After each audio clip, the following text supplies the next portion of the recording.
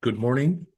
My name is Rabbi Chaim Baliak. I'm pleased to welcome you to another in our series entitled Freighted Legacies.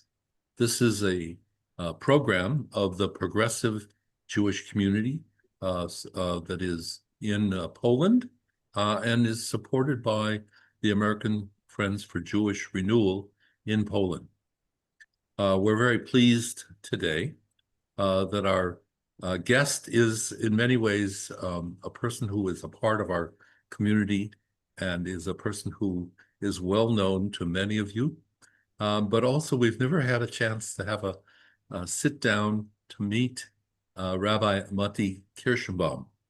In a moment, I'm going to introduce him formally, but I want to ask each of you to notice on your Zoom screen that at the bottom of the screen is a symbol with a globe and the words interpretation.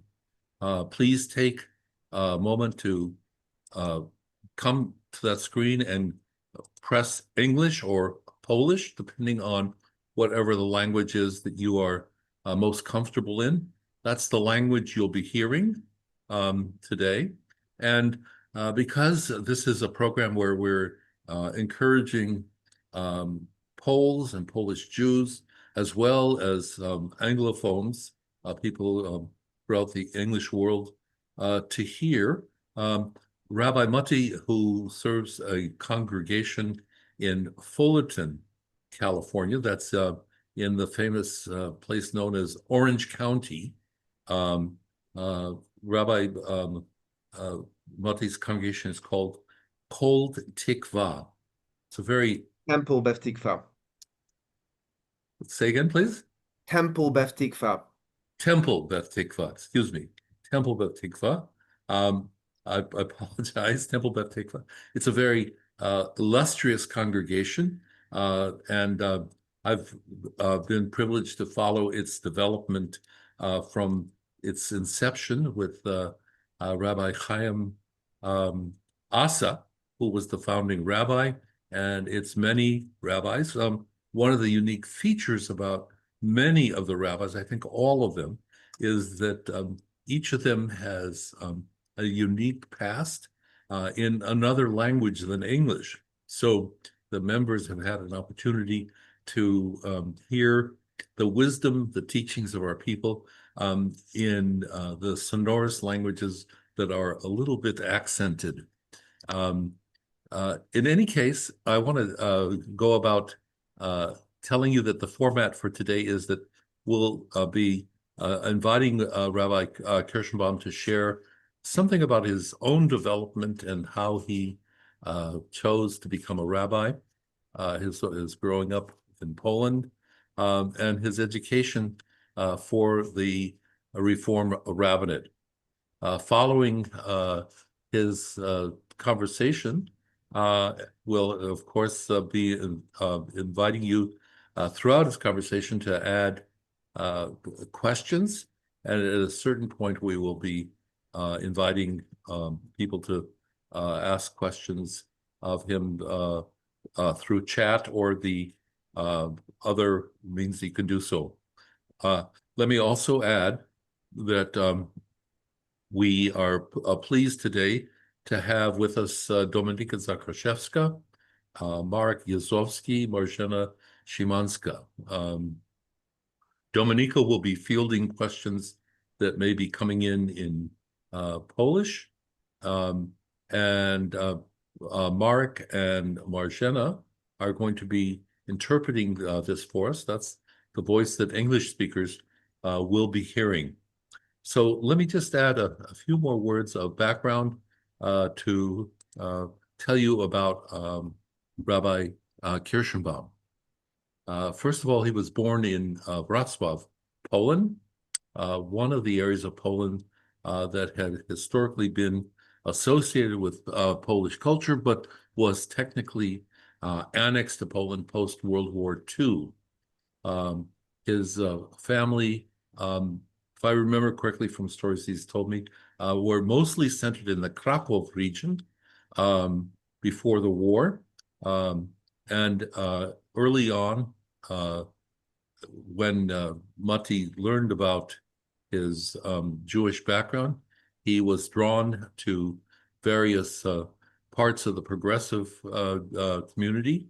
And for his university education, he had the proper training for a future rabbi. He studied economics and management, but he never lost his love for progressive Judaism, and soon he was in uh, the seminary, first studying to be a rabbi at the Abraham Geiger College in Germany, and completing his studies at the Leo Baeck College in London. Along the way, he's had the opportunity to study at the Conservative Yeshiva in Jerusalem. One of the things I think is very unique about people in Poland is their embrace of the potential of both the conservative movement and the progressive or reform movement to serve their needs. And we have had wonderful conversations. Mati loves to hike, and we've noticed two things since he's in California. He's led a underground movement for us to be appreciative of our California surroundings. He has a wonderful eye for photography, and I still remain his friend, despite the fact that he has not fulfilled his promise to make a mushroom soup. I'll let you hear about how that connects to Rabbi Kirschenbaum. Mati, welcome to Freighted Legacies. We're very pleased that you're a part of our conversation this morning.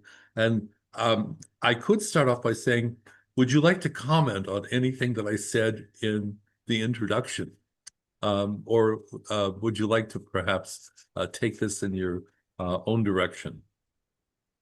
So I will start from quoting Andrzej Wajda, one of the most famous Polish movie directors, who, when he got his Oscar for all his accomplishments, a Life Achievement Award Oscar, he said, "Ladies and gentlemen, będę mówić po polsku." So, ladies and gentlemen, I will speak Polish. So switch to Polish from now on. Dziękuję bardzo za So I'll be speaking Polish from now on. So thank you very much for your invitation. It's quite an interesting experience to speak in Polish to such an audience, because I'll be honest, now I mostly speak in English.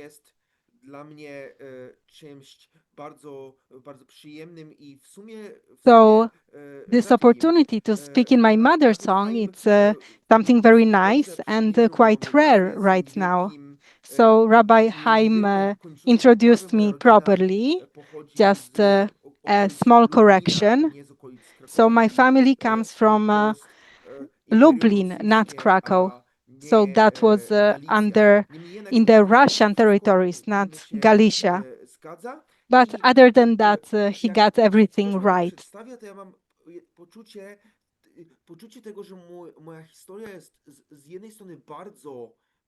So when someone is introducing me like that, on the one hand, I feel that my story is really unique because I was the first person from Poland who became a progressive rabbi after the Holocaust, after Shoah. So there was this enormous gap that had to be filled, and it's a great responsibility on your shoulders. This responsibility when you become part of such a history. But on the other hand, I feel that my history and the story of how I became a rabbi, it's quite emblematic when it comes to the fate of Polish Jews or Jews from Central Eastern Europe in general. Let's take a look at the story of my family. It was not a especially affluent family. and its level of integration with the non-Jewish society was mixed. Part of my family was Polish speaking, another part spoke in Yiddish before the war. So all the language options were present. There was a different spectrum of religiosity, of piousness. So in Lublin, there was no progressive Judaism, but you had the whole range from traditional piousness to Zionism and even the Bund ideology. So you basically had the representation of all the different ideologies and approaches of the Polish Jewry before the Shoah. And another thing that is quite typical when it comes to the story of Polish Jews is that a significant majority of my family perished in the Shoah. Out of 70 people from my family, only 3 survived. So it's an unimaginable loss. Over 90% of Polish Jews died. And the same proportions apply to my own family.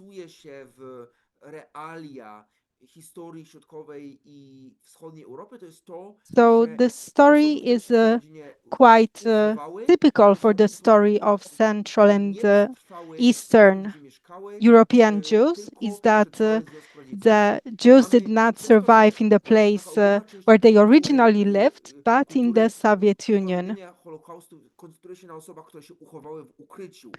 So quite often when we commemorate the Holocaust, we commemorate those who survived because they were hiding or they were somewhere in the underground. But actually, most of the Polish Jews and also of the Eastern Jews, those 2 days of Germany, survived because they simply escaped beyond the front line.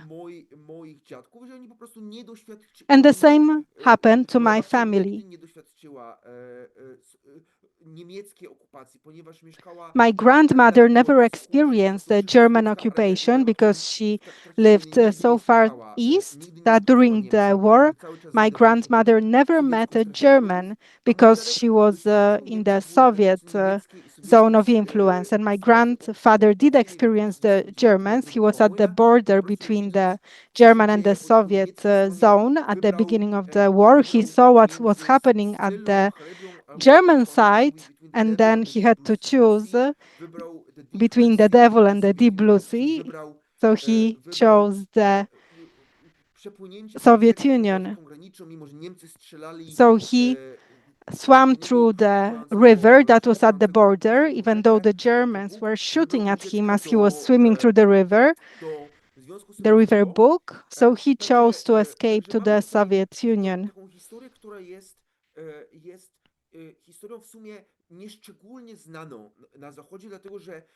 And this history is not well known in the West. And why is that? Because right after the Second World War, the Cold War started, so it was difficult to give any credit to the enemy who right now was fighting with you for the leading role in the world. And especially that the Soviet Union was not bragging about saving Jews, because they would rather speak about the suffering of the Soviet citizens during the war. So they would just talk about the Holocaust as part of the suffering of all the Soviet citizens during the Second World War. So the story of Polish Jews who survived in the Soviet Union was not well known, or not known as well as it could have been and as it should be based on the statistics.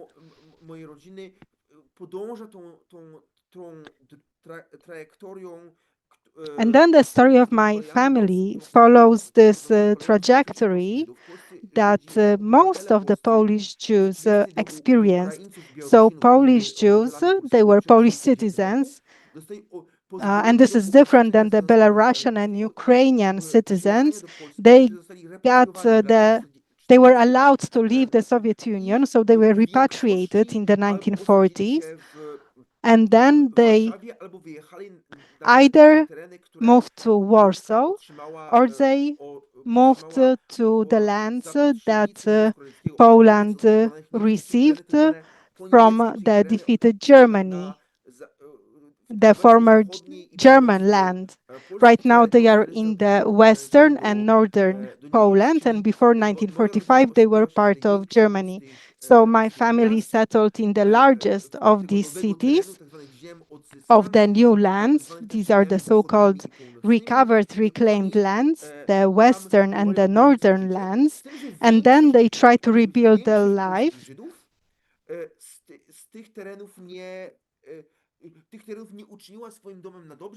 But most Polish Jews did not really build a home there for a long time. But in the 1940s, the 1950s, in two waves before Stalinism, so in 1947, 1948, and in the 1950s, they left Poland.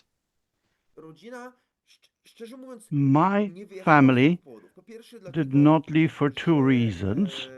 Firstly, because my grandfather was rather weak in health, so he was afraid of starting life anew abroad. Secondly, he was well placed in his work and not part of the Communist Party, so respective waves of anti-Semitism in the Communist Party did not affect him, such as be it universities or security or enforcement. He was a manager in a department store, so he was not in the category that would be targeted and put on the lists of undesirables in the early waves of anti-Semitism in Poland. Nonetheless, there was some pressures. For example, an aunt of mine, born in 1946, initially when she started school in 1950s, and there was in the wave of the doctors, the Stalin's, let's say, attack at doctors, the so-called doctors' plot. She was attacked for being Jewish, so they decided to change the name into a more Polish-sounding one, and she had to move schools from.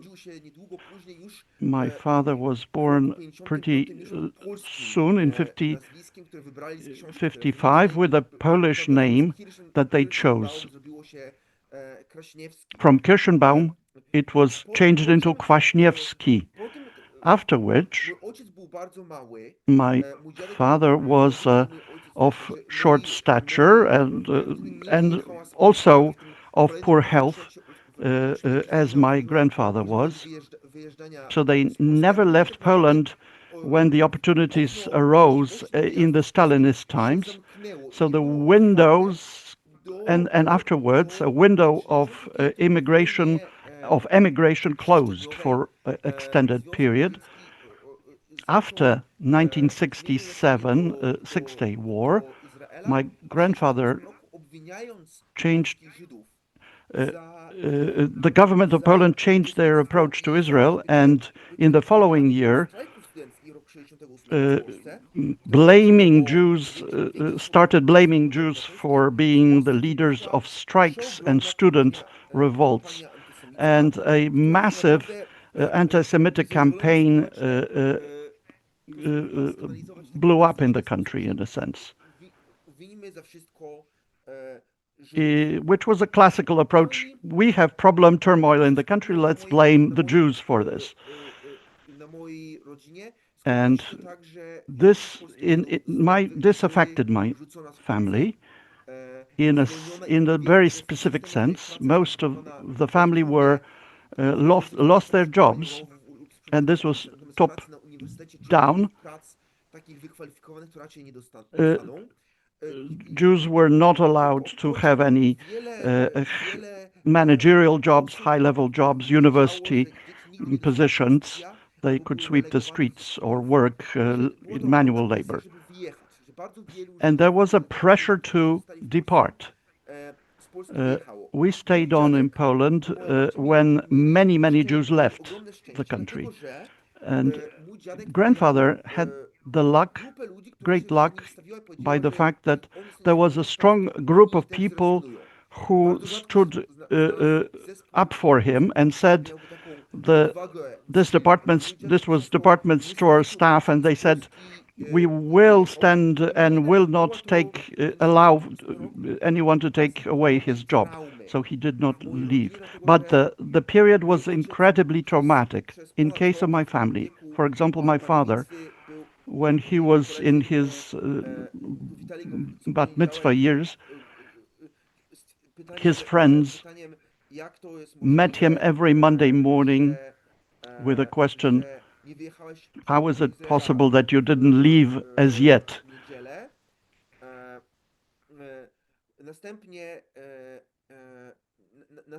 After which, or to take the example of my aunt, who wanted to participate in student revolts, she was not allowed to do so by her father, saying that we would be thrown out if she does that.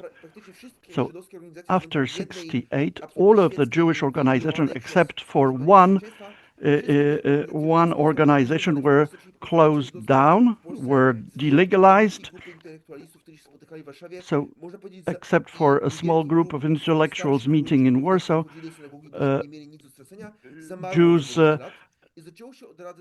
Jewish life really went underground in a sense, except for older men who had nothing to lose, who attended the synagogue.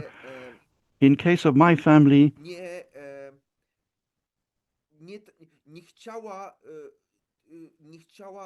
they did not wish to pass on the trauma. As a result, my father, who is a secular Jew, and my mom is a Polish non-Jewish person, and they decided jointly that I would not pass on the trauma to me. So I learned about my Jewish roots only when I was 11 or 12, maybe. At lesson of history, I learned that many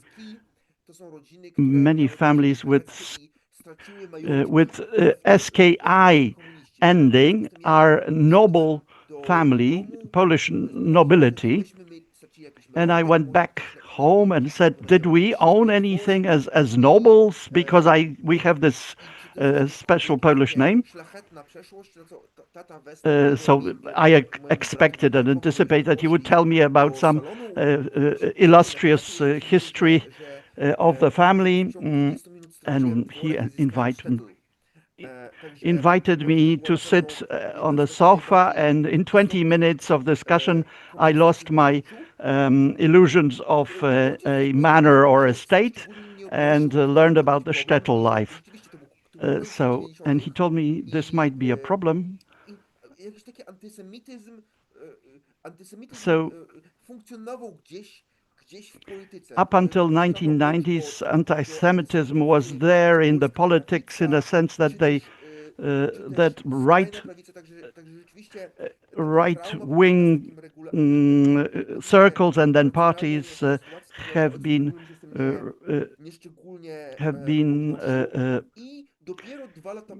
mentioning that, so you wouldn't want to demonstrate your Jewishness.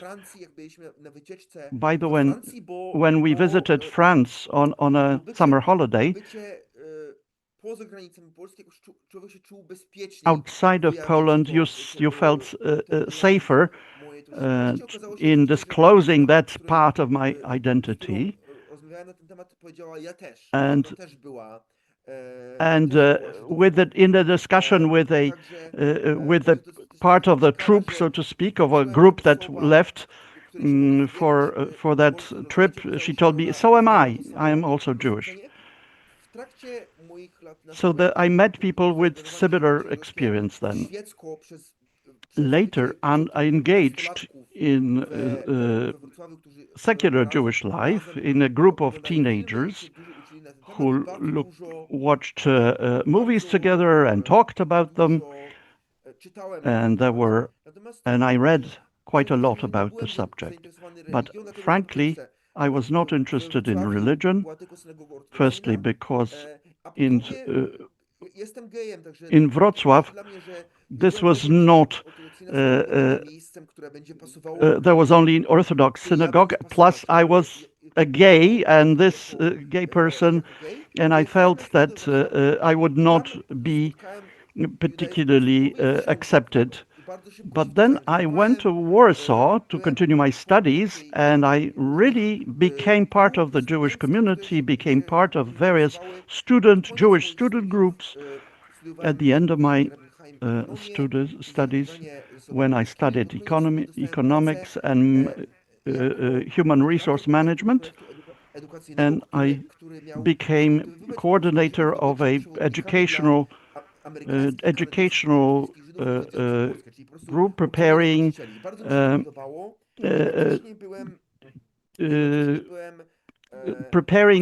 Jewish youth to share and to lead visitors from US and Canada.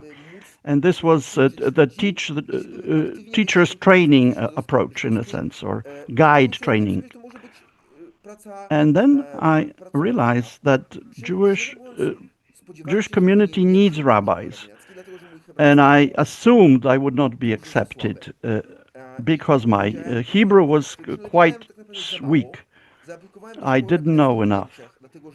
And I applied to the German rabbinic community because this was funded by the German state.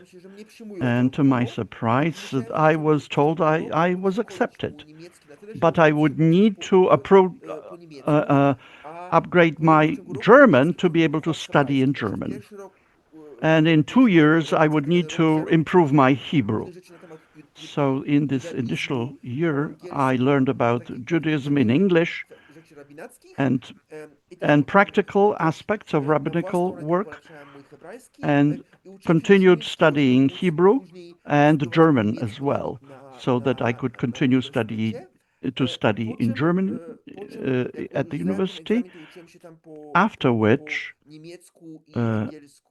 I continued studying in German and English in Potsdam University near Berlin, this is, and I was quite linked with that university, felt this was mine. Then I left for Jerusalem and studied at the Conservative Yeshiva there, and for personal reasons, my partner was British. I decided that I could move to London with him, and study at Leo Baeck College, and I completed my studies in Leo Baeck. Since my smicha, I moved to United States. So my life history is, in a sense, a history typical to East European Jews,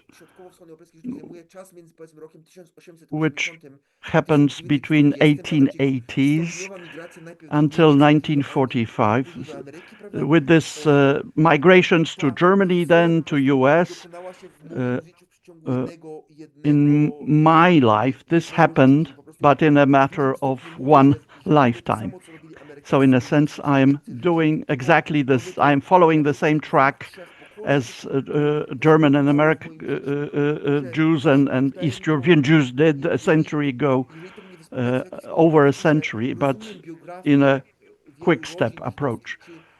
I understand the biographies of many Jewish families who lived in Poland, Germany, the UK, and the US, because this is part and parcel of my life experience. I understand them, I believe, better thanks to that. The difficulty here is that I need to adapt to new life, and the changes that have taken place in Jewish lives over generations. I had to take that at stride in over 20 years. sometimes I can get tend to get tired with all the massive changes that are taking place within me and around me to get to the place where I am. And also, there is a moment where I don't fit, had a feeling that I don't fit anywhere, but now there is a sense of synthesis that I feel like I belong everywhere.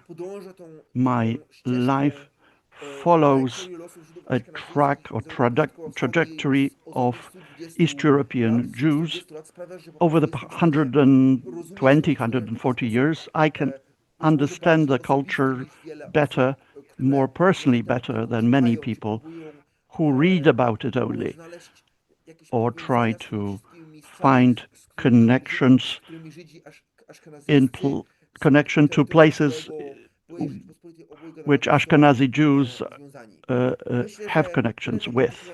I believe that's by way of introduction, a lengthy one. I am a rabbi, so it would be good if we could have some additional questions that could help me direct my discussion further. Thank you, Mati. Appreciate very much this background. It's helpful, I think, for many people who have no understanding of the complexities of the past that your family went through and how it mirrors the experience of many of our parents. I wanted to hear from you as you have entered the American rabbinate and you see the community, how your experience of building community in Poland versus your experience in America has shaped your rabbinate and your views. This is a time when Jewish community is very concerned about how to build for the next generation. I hasten to say every time is a time when we've worried about the next generation. Perhaps you could share with us something of your views from the unique vantage point of how we proceed in building a Jewish life. Myślę, że moja perspektywa jest ukształtowana przez I think that my perspective has been shaped by several places. Certainly by the fact that I am a Polish Jew, so I come from a very small community. And then you feel that you have to stick with your people and support them.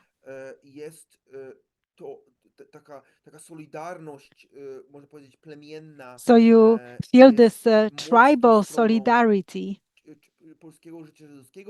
And that is important in the life of the Polish Jewry, whereas in America you have a more open society, and for a long time Jews in America felt that anti-Semitism is not really a problem. Unfortunately, that's no longer the case.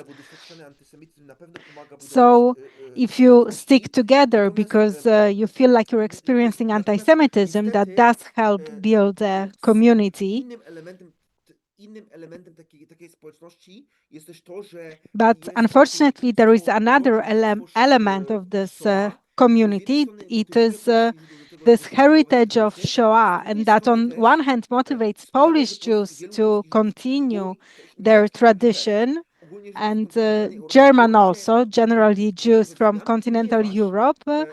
It makes them be afraid of changes, because how can we change anything since they died? So we have to stick to what was. We have to renew the state from the year 1939.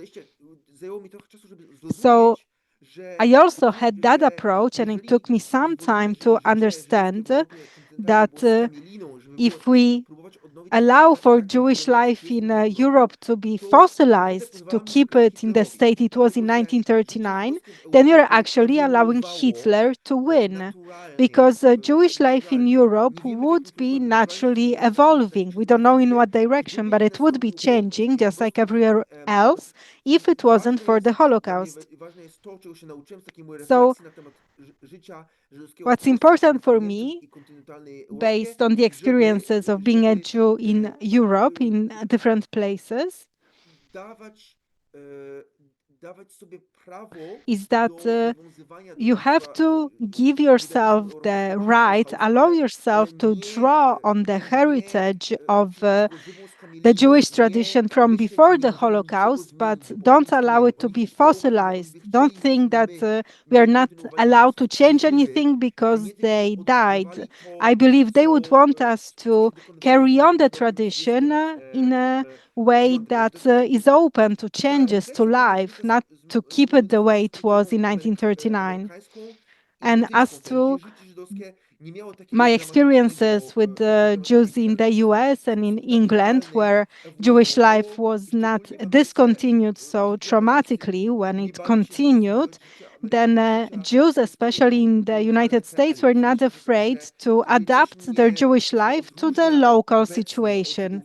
So if something makes me different from the Polish Jewry now, I would say it's the fact that I am no longer afraid to propose changes. And another thing I got from American and British experiences is that I'm not afraid to talk about social matters. In Poland, in continental Europe, Jews are so afraid of anti-Semitism that they're afraid if they speak about general topics, it may end bad for them. Whereas in the United States, Jews, especially the more affluent ones, believe they have the right to participate in the public debate as Jewish Americans, as citizens. So there is the Jewish voice is being heard in society as a whole, and I really appreciate that, even though Polish Jews may sometimes be afraid of that, or they are shocked by that, but I'm trying to do that when I talk to Polish Jews as well. And sometimes they are shocked or terrified by it. Not everyone likes it. But let me quote my grandfather.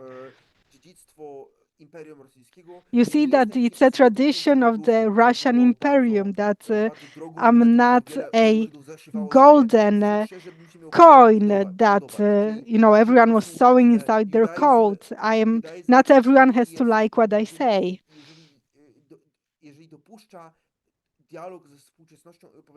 So if you allow for a dialogue with contemporary times, if you want to be part of a discussion, then you will be Judaism that will be part of controversial discussions, and you will take one view or another. So in my opinion, we have to get used to the fact that we don't have to speak in one voice when it comes to all the topics.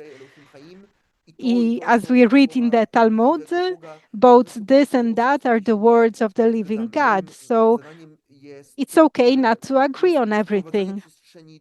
So I see my role as creating a space for dialogue, for a discussion, even if it forces some people to step out of their comfort zone.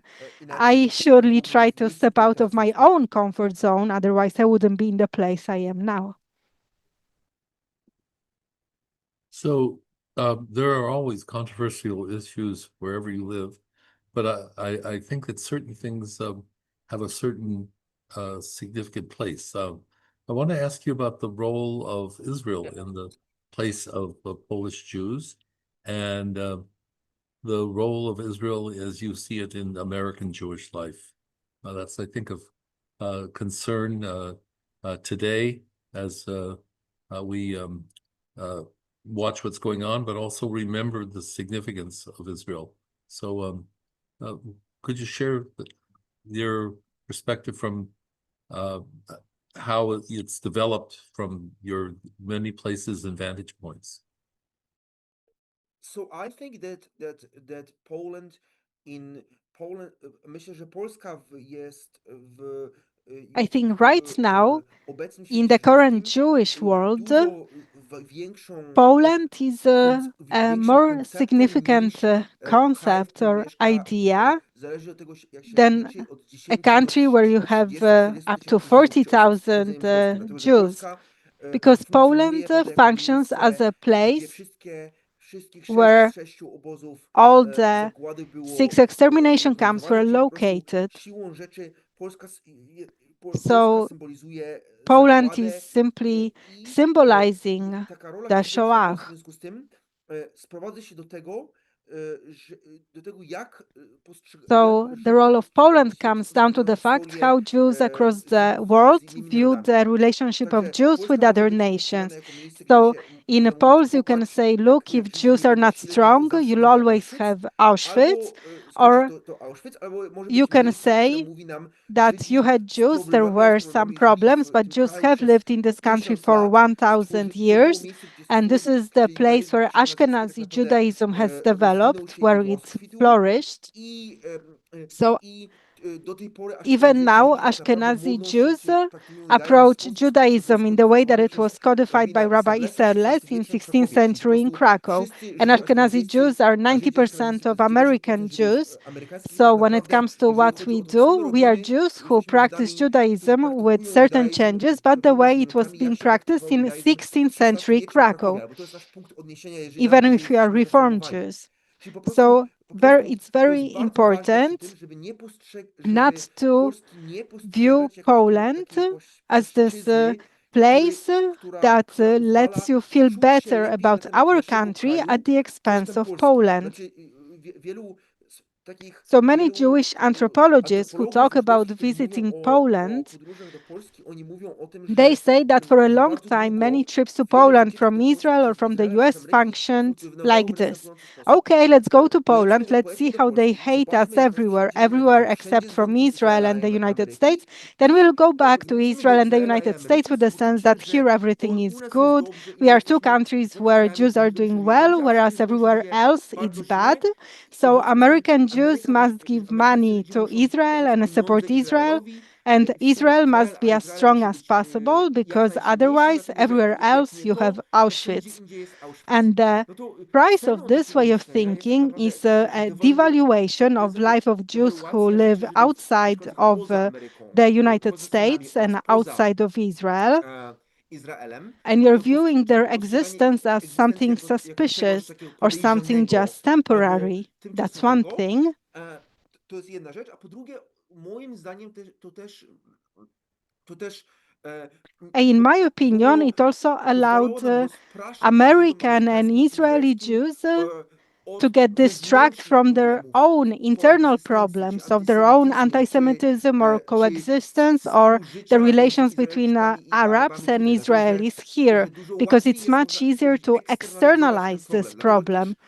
So I am and I was a really great opponent of the classical idea of the march of the living. Right now, luckily, it does involve a meeting with today's Jews living in Warsaw, but the classic concept, when you had American Jews who would come to Auschwitz and would be marching with the Israeli flag on their shoulders with young Israelites, and they were watching 6 extermination camps in 7 days, and then they would go to Israel when they would mostly spend time on the beach, then they would celebrate Yom Ha'atzmaut.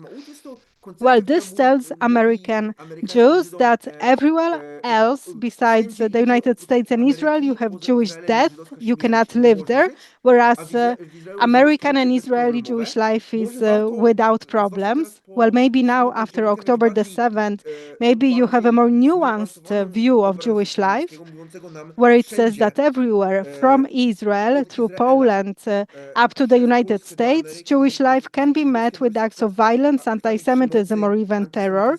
Just like in the US, we had the attack on the synagogue in Pittsburgh, and of course, synagogue on different Jewish organizations or at university campuses. So maybe we should look at history in a more nuanced way as a source of strength, not convincing ourselves that in certain places everything will be okay, because other places are a synonym of Jewish death. As it shows the attack on the March of Jews in Colorado or at the synagogue in Pittsburgh, or the October 7 attacks, Poland can happen anywhere. So if you look at acts of violence or pogrom-like events can happen anywhere. So maybe we should talk about that in the context of a nuanced Polish history. We should talk about where Jews feel safe and what makes them feel safe. I'm going to suggest that Dominika share in Polish the two questions that are in chat in English as a way of getting Dominika's voice involved. There's a question by David Cater and another question by Judith Raphael. Dominika?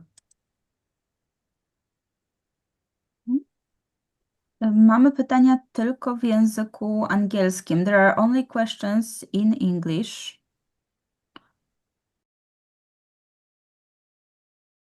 To możesz powiedzieć po To angielsku? mogę, jak najbardziej, mogę po polsku. Let me read them then in Polish, Odpowiedzieć and we will interpret them, and then you will respond in Polish as well. First question relates to the part relating to when you said what you would change. The question here is what you would not change. The second question relates to how, in the context of your history, personal history, you understand home. Where is your home? Is it the US, the Israel, or other place or places? How would you define home for yourself? How do you define? One thing I would not change is my sense of Jewish solidarity. The fact that be it American or Polish Jews, feel a connection, I value that very highly. Without, for example, trust and hopes put of Rabbi Chaim about me, I would not finish my studies, rabbinical studies. That the fact that I received funds from American Jews to studies, American organizations helped me sustain myself while studying for free, though, in Germany. And the support, international or global support of Jewish community is incredibly valuable and important. I would not change another thing, that the people who received such support, we want to, in a sense, give back or work back of whatever we received. In other words, to share what we can contribute to Judaism. In other words, exchange of ideas, expansion of sense of Jewish fraternity, peoplehood. And of course, this is important in whatever place Jews live and practice their Judaism. So persons like me and people, myself and people in my situation, feel that. My MA thesis, this in the rabbinical school, was about the theology and liturgy that progressive Jews can use in Poland so that they can deepen their connection to the Jews in Poland and around the world, so that we wouldn't just have a shock-based visit. Thank God I don't live there. but one that would strengthen links and connection. This or mutual responsibility in the Jewish community wherever we live, I would never change. I would not change the support, intellectual and financial and otherwise. American Judaism, with its roots coming from Germany and Eastern Europe, because this is so that some of them reached the U.S. With a sojourn in the United Kingdom. The modern sages of Judaism, and this should continue. But home is an excellent question. When I say home, and I go for a visit my parents in Poland, my congregants said, "It's so nice that you're going home." And that doesn't link with me, because my idea is broader than that, than just being,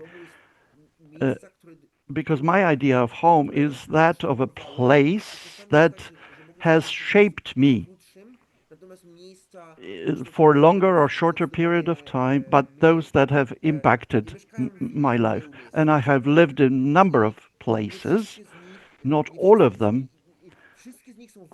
All of them are important, of course, in my process of growing up, but not all of them. I can call them home. If someone asked me, "Where do you feel at home?" I would answer, in Wrocław, the family and community which was part, and Poland is my home, and the German urban structure of Wrocław. I lived in Warsaw for a number of years. There I felt part of the community that was a crossroads of various ideas, but I never fully felt at home. Whereas in Germany, I felt very much at home as Eastern European German, as Eastern European Jew who moved to Berlin. Why? Also, London is, I call home, or can be a comfortable place for me. This was a city that I knew over the years, since my early years. My aunt settled there. And Jerusalem is also my home, and Los Angeles is also my home. Berlin, Jerusalem, and LA seem to be the top, particularly because of the visits of my brother, who is settled in Tel Aviv, and is so the strong, the let's say positive side of life like that. You, in a sense, move from one home to another home, of places who you are and where you feel at home. There is one more question that appeared. Do you believe that Jews are safe today? I do not think so, but let me add something that may not sound very popular. The most dangerous place for Jews in the world is Israel. Statistically, that's where you can die as a Jew most often. It is in Israel, to some extent. This is a place where you can practice your Judaism and so on without hindrance. But because you can also serve in the army. Plus, the state has not proven to protect its citizens effectively or fully. But of course, there's no place of safety for Jews anywhere in the world. for me personally, some parts of Swedish towns are not safe from my perspective. I don't feel safe there. I don't feel safe in many American cities as well. But American statistics and are, let's say, fatalities are much higher than European statistics in this respect, violent death being. Dependence of who is asking and what for. If someone is asking if you're you want to say that Europe is a caliphate and Sharia law potentially territory, let me answer that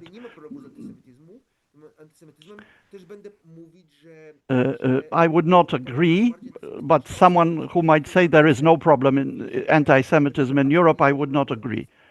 If someone tells me that there's no anti-Semitism in the US, I would also be against that. American Jews should American Jews should leave America. Definitely not. Should pack their bags and leave. Much depends on numerous factors. Depends of where we live, who we interact with, depends on also many individual local factors that you would not, I would not aggregate in simple ways to express how Jews of the diaspora can be assessed in a sense of feeling safe. It's a question of what do you answer if someone asks you how do you feel in the U.S. Are you living in Manhattan or Beverly Hills, or are you an Afro-American living in inner city, or a Mormon family living in a small North Utah estate? So it's not a one answer to the question of how do you live in America. The same holds true for Jews and their safety. You could say Jews are most threatened, or their lives are threatened in Israel, but elsewhere it all depends on these factors. Mati, we're coming close to the end of our time, and we're in the month of Elul. I want to switch momentum for you and ask you, what are you going to be saying to your congregation? You don't have to give your whole sermon, just maybe a theme at this time of repentance, return, spiritual growth, coming into the high holidays.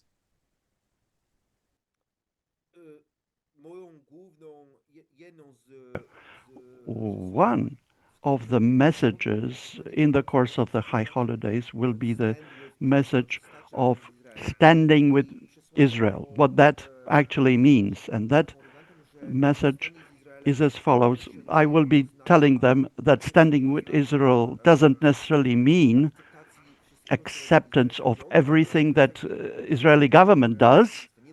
That's obvious, maybe not for all, but it is pretty much obvious. It's important also not to assume that standing with Israel needs to mean automatic acceptance of Palestinian narrative or anti-Palestinian narratives that they have or do not have right to a state.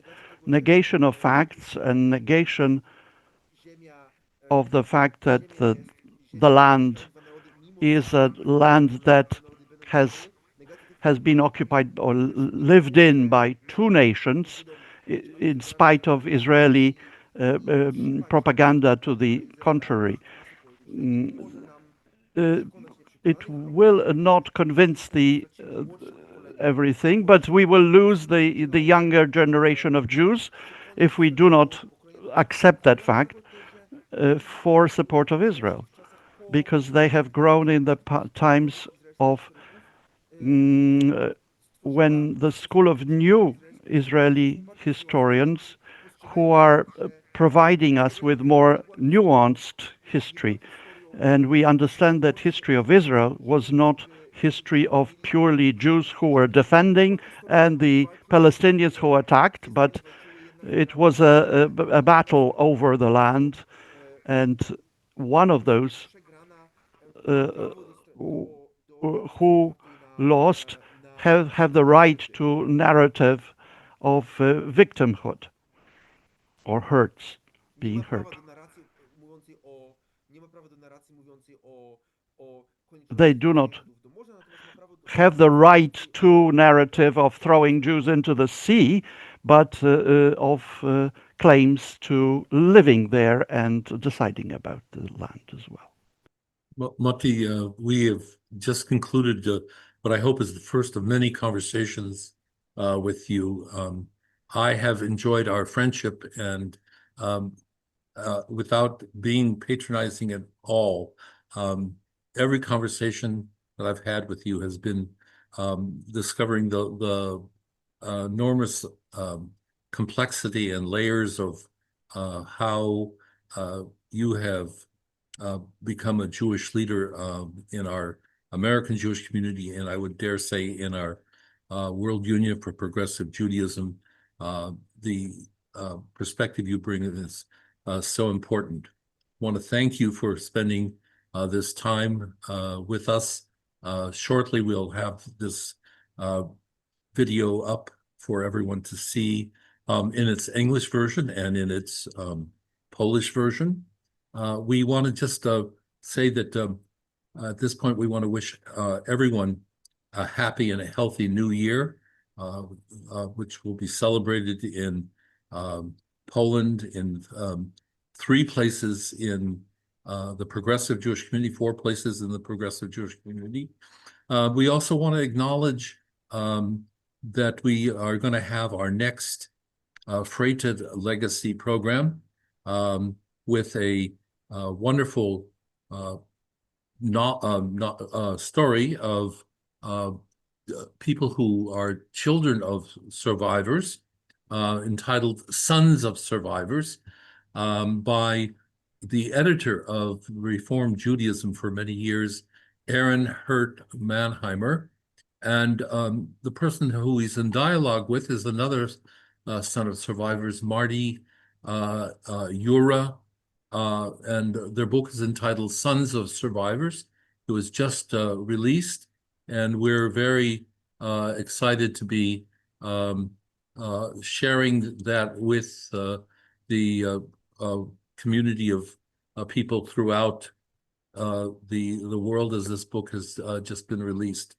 We're going to hear from Dr. Joanna Michlitz in November, and indeed in the next several weeks we'll be publishing the rather wonderful series of Freighted Legacy programs. I want to remind people that this program is something that is a cooperative effort across seas, and we of course ask that you support not only our Friends of Jewish Renewal activities, but specifically these programs. We are always astonished at the number of people who watch these programs after they've happened. We usually have 500-600 people as a result of people having watched the programs. I want to welcome all of you to support Friends of Jewish Renewal in Poland. And I want to thank Mati once again and wish everyone a Shana Tova. May we have a sweet year in the future. And in Polish, po polsku, dobrego, słodkiego roku pełnego błogosławieństw. Thank you very much. Thank you. Bye-bye.